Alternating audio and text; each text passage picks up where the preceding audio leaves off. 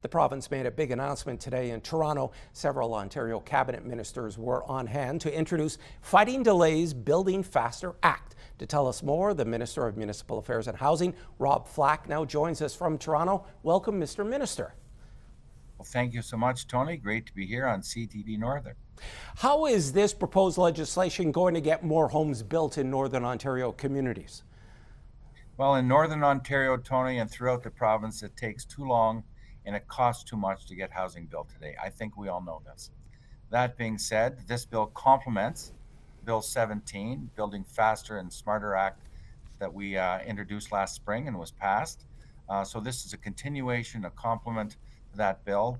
And really what it does is it ends the practice of charging inflated development charges. Some municipalities do. I don't think that's a big problem in Northern Ontario. It explores new and bold funding initiatives for infrastructure, which can affect Northern Ontario, and it reduces the time to get houses built by cutting out needless barriers and red tape in the province. To get building permits built in Ontario, it can take years to get houses built, I should say, or where it can take only weeks or months in the US. We're competing with them. We have to be more nimble, more flexible, and get the job done. Mr. Flack, I got a statement from the Sudbury Home and District Home Builders Association. They were saying, some of the obstacles you cited there, but also access to equipment, materials, servicing, infrastructure, short season to get homes built.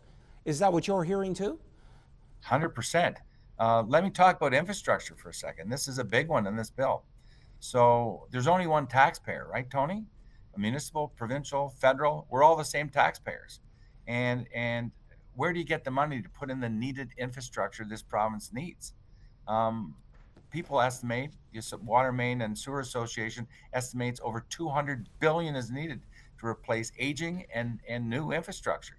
What we're looking at is creating a public utility corporation, Peel County, where the region of Peel will be the pilot project. And if it works, you'll take private equity that can be put into a municipal service corp umbrella, and then each municipality can borrow from this fund and amortize it over decades rather than a matter of years, short period of time. And through that amortization, take pension funds, private equity, whatever, can invest in this. And guess what? We're going to get infrastructure, reducing the need to charge these nasty development charges.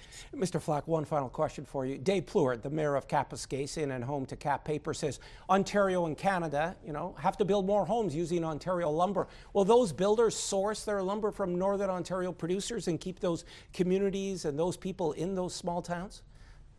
Well, there's no better place to buy than at home. And if you talk to Premier Ford day in and day out, we're calling him Captain Canada these days.